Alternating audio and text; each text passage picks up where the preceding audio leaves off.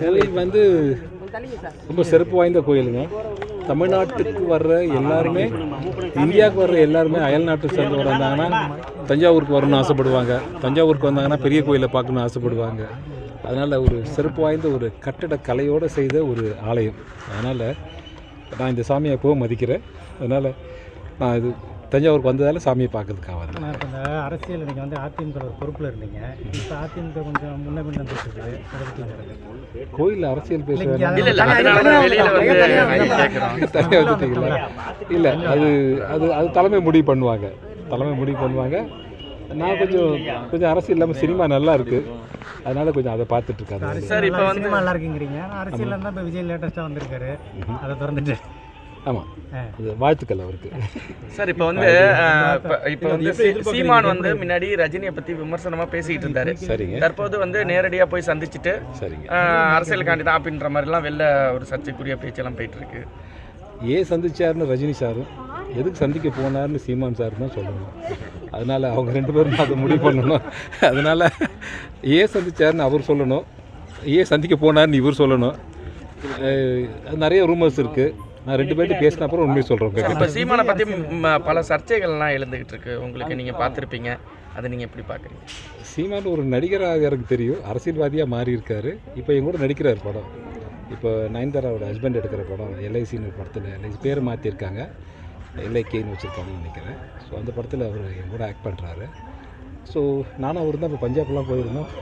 அதனால் நான் நேராக பார்த்து சில விஷயங்களை விட்டு கிளாரிஃபை பண்ணிவிட்டு அப்புறம் உங்கள்கிட்ட நான் தகவல் கொடுக்குறேன். அரசியல் வந்து விஜய் அரசியல் எப்படி போகிறீங்க? இளைஞர்கள் கொஞ்சம் அதிகமாக போகிற மாதிரி ஒரு தோற்றம் இருக்குது.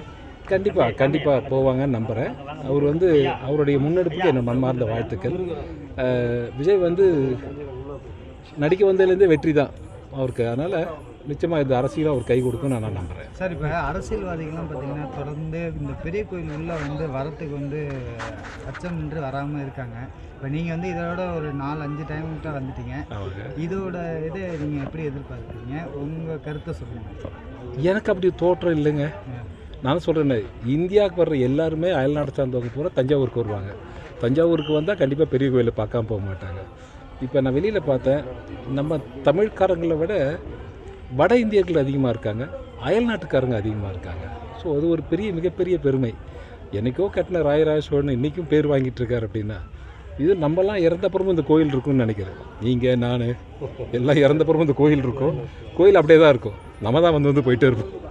சார், இது வந்து எடப்பாடி பழனிசாமி இப்போ என்ன சொல்லியிருக்காருன்னா, குற்றவாளிகளின் ஒரு சொர்க்கமாக தமிழ்நாடு பார்க்கப்படுது அப்படின்ற மாதிரி அவரோட கருத்தை சொல்லியிருக்காரு.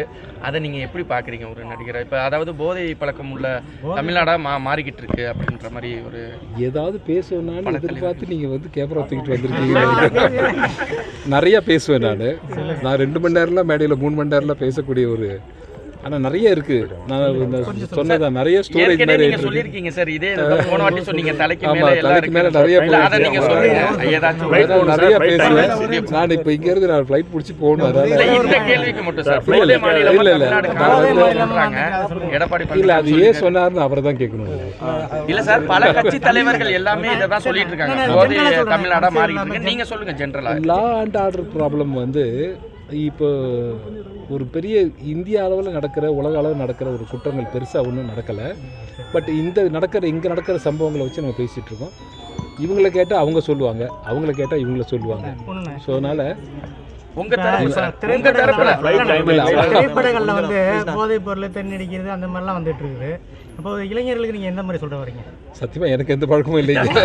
நான் சிகரெட் பிடிச்சது இல்லை, காஃபி டீ கூட பிடிச்சது கிடையாது. நான் திரைப்படத்தில் வில்லனாக தான் பண்ணேன். எனக்கு சிகரெட் பிடிச்சாலே டைரக்டர் வந்து வேணாம் சார். தீய பழக்கம் இல்லாமல் இருந்தால் சந்தோஷம். அது இல்லாமல் அவங்க முடிவு பண்ணுவாங்க.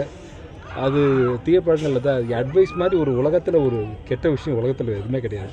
தகப்பன் கொடுக்குறதையே வந்து புள்ளை ஏற்றுக்க மாட்டான். ஸோ அதனால் வந்து அட்வைஸ் கொடுக்கல, இது என்னோடய விருப்பம். நம்ம முடிஞ்ச வரைக்கும் நம்ம உடலை கட்டுப்பாடாக வச்சுக்கணும்னா, இப்போ ஹார்ட் அட்டாக்ல நிறைய பேர் இறந்து போனாங்க. அவங்களாம் எந்த பழக்கமும் இல்லாத ஜிம்மில் இறந்து போனாங்க. அதுக்கு என்ன காரணம்னு தெரியல. அதை மெடிக்கல் கவுன்சில் தான் நம்ம சொல்லணும். ஸோ அது இல்லாமல் அப்பாற்பட்டு பார்த்திங்கன்னா, என்னை பொறுத்த வரைக்கும் தீய பழக்கங்கள் இல்லாமல் இருந்தால் மகிழ்ச்சி. தேங்க்யூ.